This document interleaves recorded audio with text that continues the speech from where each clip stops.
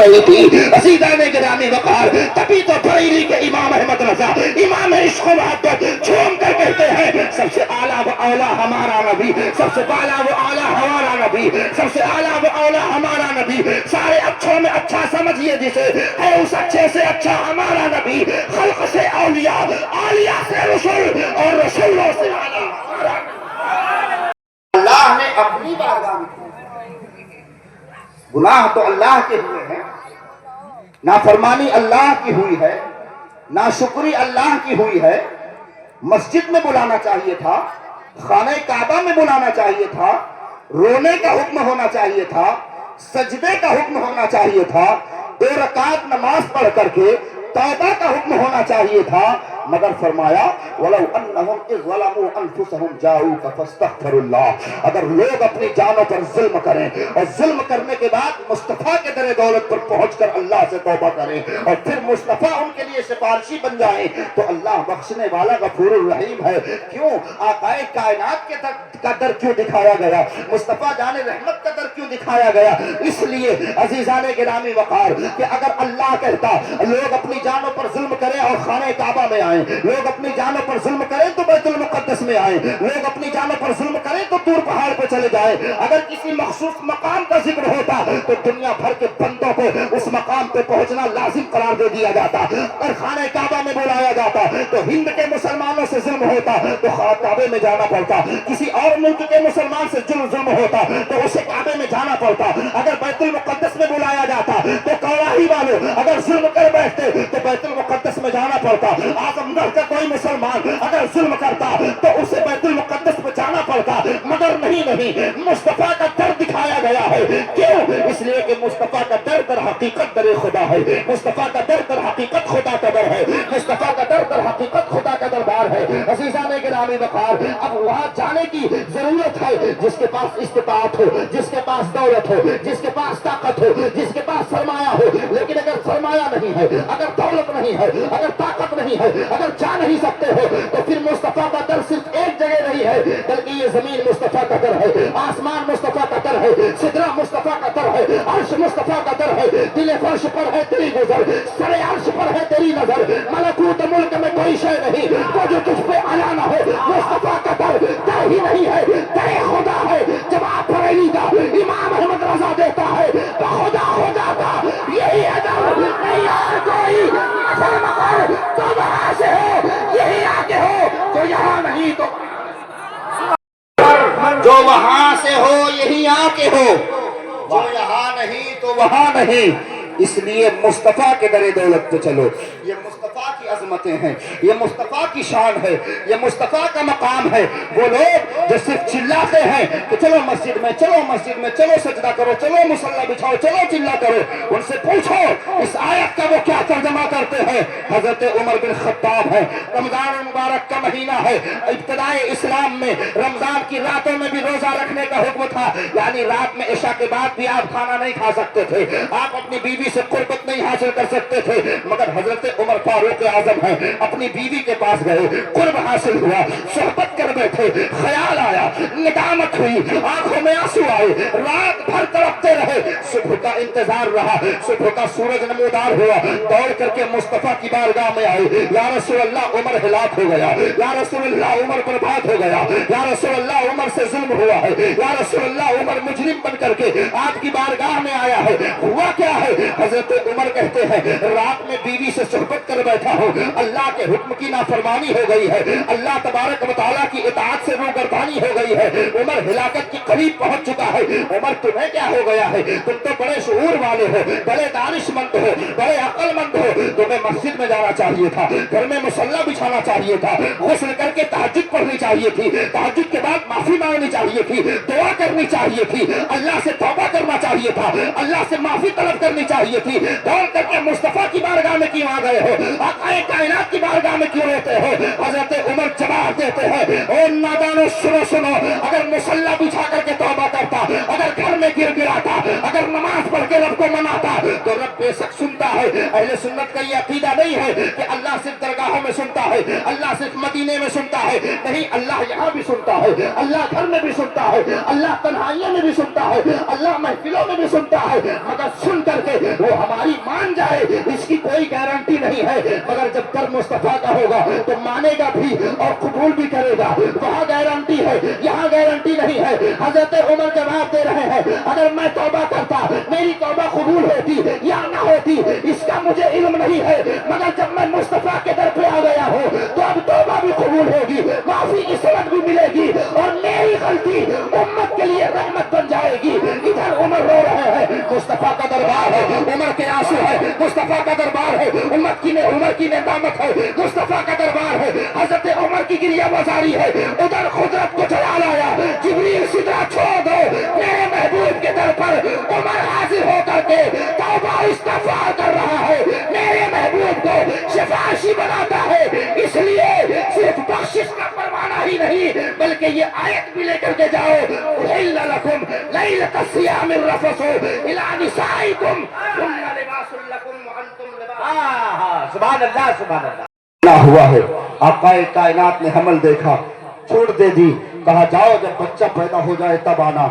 बच्चे की पैदाइश के बाद वो औरत आई, फिर मुस्तफा ने फरमाया जाओ जब दूध पीना छोड़ दे तब आना। ये मुस्तफा की अजमतें नहीं है तो और क्या है, ये मुस्तफा का मकाम नहीं है तो और क्या है, ये मुस्तफा का इख्तियार नहीं है तो और क्या है।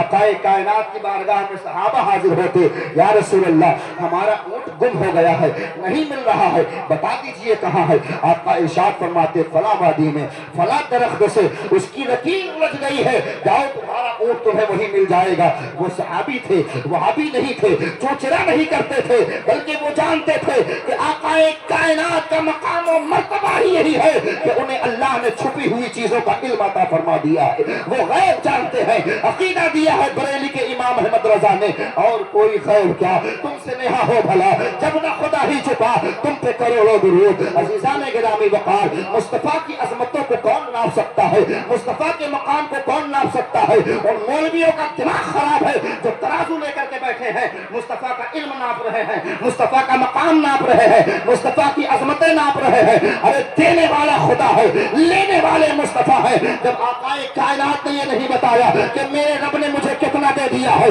जब रब ने इसकी वजाहत नहीं की कि मैंने अपने महबूब को क्या दिया है, तो हमारा शुमार नापने वाले कौन होते हैं।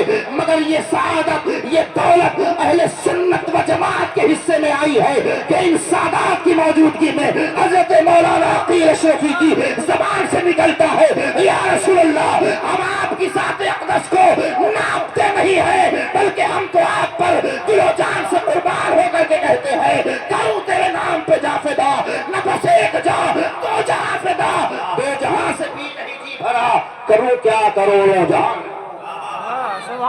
मकाम और मर्तबा एक दूसरे जाविये से समझिए, दूसरे नजरिए से समझिए, दूसरी सूरत से समझिए।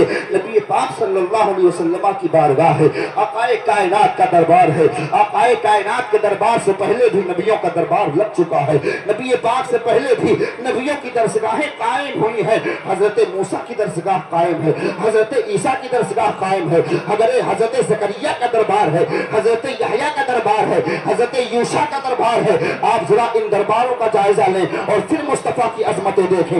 आप हजरत मूसा की दरसगाह का मुताला कीजिए, आपको पता चलेगा बनी इसराइल के चंद तलबा जनाबे मूसा की दरसगाह में पढ़ने वाले मिलेंगे। हजरत ईसा की दरसगाह का मुताला कीजिए, आपको पता चलेगा कि सिर्फ बनी इसराइल के चंद लोग हजरत ईसा से तालीम हासिल करते हुए नजर आ रहे हैं। यानी जनाबे मूसा की दरसगाह में बनी इसराइल के अलावा कोई दूसरा तालिब इल्म नजर नहीं आता है। हजरत ईसा के मदरसे में हजरत ईसा के मानने वालों के अलावा कोई दूसरा स्टूडेंट आपको नजर नहीं आता है। मगर चलो मदीने का दरबार है, अब ये मुस्तफा का मदरसा है, ये मस्जिद नबवी है, कोई बहुत बड़ी इमारत नहीं है, खजूरों के तने हैं और वही कच्ची सी मस्जिद है। असहाबे सुफ़ा के लिए वही मिट्टी का चौतरा है जहां बैठ करके सहाबा इल्म हासिल कर रहे हैं। मगर मुस्तफा ने दरसगाह कायम की है। हजरत ईसा की दरसगाह में बनी इसराइल के अलावा कोई तालिब इल्म नजर नहीं आएगा। हजरत मूसा की बारगाह में बनी इसराइल के अलावा कोई स्टूडेंट आपको नहीं मिलेगा। मगर मुस्तफा की दरसगाह देखो, आकाए कायनात का मदरसा देखो, नबी पाक का मदरसा देखो। मुस्तफा जाने रहमत सल्लल्लाहु अलैहि वसल्लम ने अपने मदरसे में दाखिले की इब्तिदा की है। सदाए आम है याराने नुक्तदा के लिए हजरत अबू बकर आते हैं, मुस्तफा के मदरसे में एडमिशन लेते हैं। हजरत उमर आते हैं, मुस्तफा के मदरसे में पढ़ते हैं। हजरत उस्मान आते हैं, मुस्तफा के मदरसे में पढ़ते हैं। हजरत अली ہیں, مصطفیٰ کے مدرسے میں پڑھتے ہیں. یہ سب کون ہیں؟ مکہ کے رہنے والے ہیں. لیکن سنو سنو, حضرت زید بن حارثہ بھی آتے ہیں, مصطفیٰ کی بارگاہ میں پڑھتے ہیں. صہیب روم سے چل کر کے آتے ہیں, مصطفیٰ کی بارگاہ میں داخلہ لیتے ہیں. بلال حبشہ سے چل کر کے آتے ہیں, مصطفیٰ کی بارگاہ میں داخلہ لیتے ہیں. حضرت ابو ہریرہ باہر سے آتے ہیں, مصطفیٰ کی بارگاہ میں پڑھتے ہیں.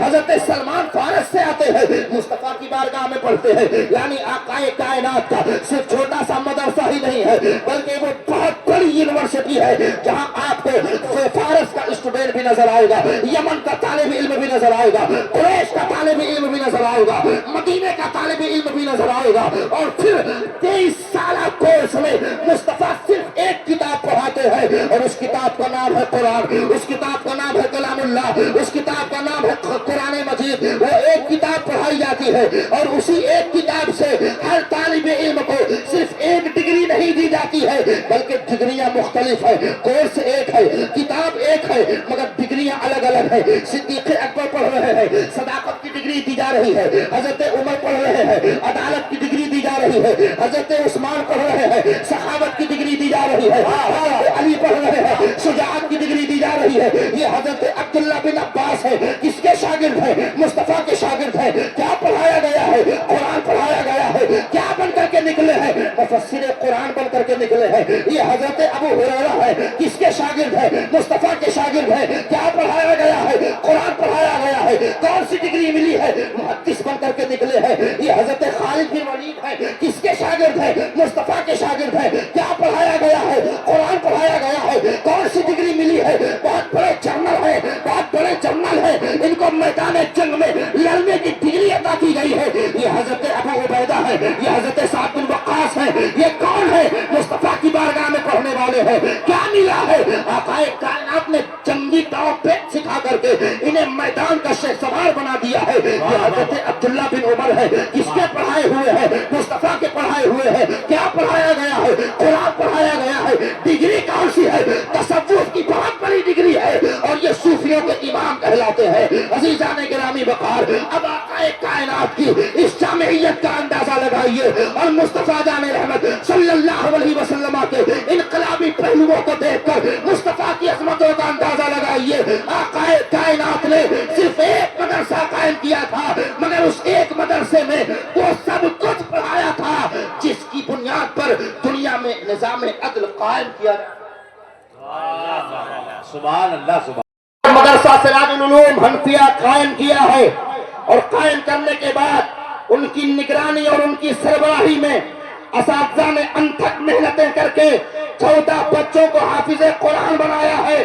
تو صرف بچوں کو حافظ قرآن ہی نہیں بنایا, بلکہ ان ٹھیکہ چوکیا والوں کو جواب دیا ہے جو یہ کہتے ہیں کہ قرآن کی آیتیں نکال دی جائے گی, جہاد کا مفہوم مٹا دیا جائے گا, قرآن میں تحریف کر دی جائے گی, قرآن کی آیتوں کو ہٹا دیا جائے گا, نیا قرآن ترتیب دیا جائے گا, نیا قرآن چھاپا جائے گا, پرانا قرآن مٹا دیا جائے گا. مدرسہ سراج العلوم حنفیہ خاموشی کے ساتھ یہ جواب دیتا ہے, اور ظالمو, تم مٹانا چاہتے ہو ورق میں لکھنے والا قرآن, تم مٹا کر کے دیکھو.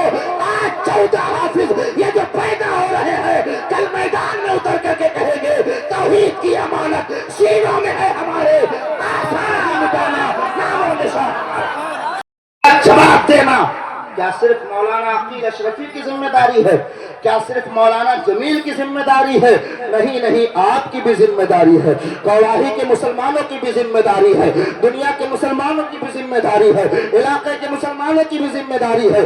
آپ اپنے بچوں کو مدرسے میں داخلہ دلائیے, آپ کا بچہ حافظ قرآن پڑھے, یہ آپ کی ذمہ داری ہے بھی. اگر ایسا نہیں ہے تو مولانا عقیل اشرفی نے جو ایک آواز بلند کی ہے کہ میری ہمت کو سراہو, میرے ہمراہ چلو, میں نے ایک گیت چلایا ہے ہواؤں کے خلاف, ان کی اس آواز پر لبیک کہو, اور کہو مولانا جمیل صاحب, مولانا عقیل اشرفی صاحب قبلہ, آپ اپنے آپ کو تنہا محسوس نہ کریں. آپ نے جس طرح فتنوں کے دور میں بچوں کو حافظ قرآن بنا کر کے باطل قوموں کو جواب دیا ہے, تو پھر ہماری دولت کے خزانے آپ کے ادارے کے لیے کھولے جاتے ہیں. ہم اپنی جیب خاص سے آپ کے ادارے کو تعاون پیش کرنا چاہتے ہیں, تاکہ کل قیامت کے میدان میں جب رسول پاک صلی اللہ علیہ وسلم قرآن کی خدمتوں کا آپ کو اجازت آواز دے رہے ہو تو آپ کہہ سکے یا رسول اللہ، کوڑاہی کے یہ غیور مسلمان، علاقے سے آنے والے یہ غیور مسلمان، یہ عقیدت مند جو یہاں ہجوم میں دکھ رہے ہیں،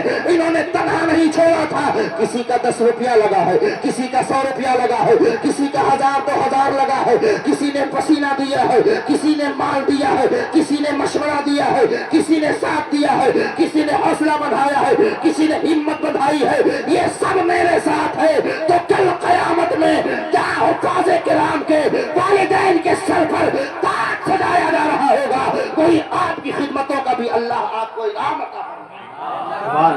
وہ اپنا تعاون پیش کرے اور کہے کہ میری طرف سے مدرسہ سراج العلوم حنفیہ کو اتنا چندہ دیا جاتا ہے.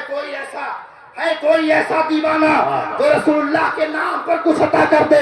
سبحان اللہ سبحان اللہ سبحان اللہ سبحان اللہ. ابتدا اسٹیج سے ہوئی ہے. عزیزان گرامی وقار، خاندان کا ساتھ نہیں دیتا ہے. جھگڑے خاندانوں میں ہی ہوا کرتے ہیں، پڑوسیوں ہی میں اختلاف ہوتا ہے. لیکن دیکھیے میں کتنا خوش نصیب ہوں، میری آواز پر سب سے پہلے میرے خاندان نے لبیک کہا ہے، میری آواز پہ سب سے پہلے میری برادری نے لبیک کہا ہے. اس لیے عزیزان گرامی وقار، اگر آپ کی خیرت زندہ ہے، آپ کے دل میں ابھی امام حسین کی قربانیوں کا احساس باقی ہے، اگر مدرسوں کی افادیت اور مدرسے کی عظمتوں کا وقار آپ کی بارگاہوں میں باقی ہے، تو پھر ایک بچہ، ایک جوان، ایک بھی بزرگ چھوٹنے نہ پائے. کھڑے ہو کر کے آئیے اور کہیے اے مولانا عقیل صاحب، آپ نے آواز دی ہے، اب آخری دم تک آپ کی آواز پر لبیک کہتے رہیں گے. آپ نے چندہ کیا مانگا ہے؟ دل مانگ لیتے تو نکال کے دے دیا جاتا. And put the leg over the water, he began to walk. انجیل متا میں ہے، ایک دن عیسیٰ علیہ السلام پانی کے کنارے آئے، اب پانی پہ قدم رکھ کے چلنے لگے. ساتھ میں ان کے غلام بھی تھے. ان لوگوں نے دیکھا جناب عیسیٰ پانی پہ اس طرح چل رہے ہیں جیسے کوئی زمین پہ چلتا ہے. ان لوگوں نے کہا we want to walk with you، ہم آپ کے ساتھ چلنا چاہتے ہیں. آپ نے ارشاد فرمایا it is very easy، call to Almighty Allah and put the leg over the water. He began to walk. یہ بہت آسان ہے. اللہ کا نام لو، زمین سے پاؤں اٹھاؤ، پانی پہ رکھو، چلنا شروع کرو. اور سنو، چلنے میں آزاد ہو، چاہے دائیں سے چلو، بائیں سے یا پیچھے سے. لیکن پار اترنے کے لیے، ساحل تک جانے کے لیے، نجات پانے کے لیے ایک شرط ہے. لوگوں نے کہا کیا؟ شرط یہ ہے کہ تمہاری نگاہ کسی وقت بھی میرے قدم سے ہٹنے نہ پائے. ارے واہ! لوگوں نے کہا رواج تو بہت آسان ہے، بس اللہ کا نام لیا، زمین سے پاؤں اٹھایا، پانی پہ رکھا، چلنا شروع کر دیے. جناب عیسیٰ علیہ السلام آگے، غلام پیچھے پیچھے، سب کی نگاہیں جب عیسیٰ چلے جا رہے. جب بیچ دریا میں پہنچے تو پیٹر کرسچن کو شیطان نے بھگایا. کیسے بھگایا؟ ایک کرسچن تو دریا پار کر گیا. کسی نے پوچھ لیا کہ زمین پہ چل کے آئے کہ پانی کو تم نے تو دیکھا نہیں، تیرا پاؤں ہے کہاں، ذرا دیکھ تو اتنا سوچ رہا تھا کہ ذرا دیکھ تو نہیں میرا پاؤں ہے کہاں، زمین میں کہ میدان میں کہ پانی پہ.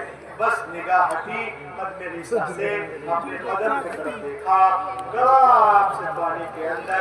دوستو یہ علماء آپ سے کہہ رہے ہیں کہ آپ چلنے میں آزاد ہو، چاہے تجارت کے لائن سے چلو، ملازمت کے لائن سے چلو، اسکول کے لائن سے چلو، کالجز کے لائن سے چلو، چلنے میں آزاد ہو. لیکن پار اترنے کے لیے، ساحل تک جانے کے لیے، نجات پانے کے لیے ایک شرط ہے کہ تمہاری نگاہ کسی وقت بھی قدم رسول سے ہٹنے نہ پائے، اسوہ رسول سے ہٹنے نہ پائے، حسین پاک سے ہٹنے نہ پائے، غوث پاک سے ہٹنے نہ پائے، ہند الولی سے ہٹنے نہ پائے، مخدوم سمنہ سے ہٹنے نہ پائے، اعلیٰ حضرت سے ہٹنے نہ پائے، شیخ ہمارے جتنے مشائخ ہیں، علماء ہیں، ان سے ہٹنے نہ پائے. اگر آپ اس میں کامیاب، یہ جلسہ کامیاب، میرا آنا کامیاب. ورنہ اگر کوئی صرف وزٹنگ کارڈ میں مسلمان ہو جائے، کیلنڈر میں، رسید میں، پاسپورٹ میں، ڈیبٹ کارڈ، شادی card, Ayushman card, Aadhaar card, ration card, واللہ یہ مسلمان ہونا نہیں ہے. جب تک محمد کی لسٹ میں مسلمان نہ ہو جائے، اور ان کے لسٹ میں مسلمان ہونے کے لیے امیہ بن خلف نہیں، حضرت بلال کا جگر پیدا کرنا ہوگا۔ آج بھی ہو ابراہیم سائمہ پیدا، آج کر سکتی اندازے گلستہ پیدا، دنیا اسلام کو مٹانے کے چکر میں ہے، لیکن الحمدللہ ہمارا مذہب اس سے کہیں تیز رفتاری کے ساتھ آگے بڑھتا نظر آ رہا ہے، اور وقت قریب ہے جب باطل طاقتیں اسلام کے آگے جھکتی نظر آئیں گی، اور اسلام کے سورج کی کرن پورے مغرب کی تاریکی کو دور کر دے گی۔ یہ گلشن ایمان مہکتا ہی رہے گا، اسلام چمکتا ہے، چمکتا ہی رہے گا۔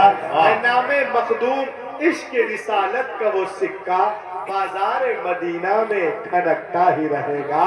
Live before that man all possible steps to enrich and nourish my Islam, my Hadith, my Quran. Oh Allah, you visited onto my words, that's all. اس انگارہ خاکی میں ہوتا ہے جب یقین پیدا تو کر لیتا ہے بالوں پرے روح الامین۔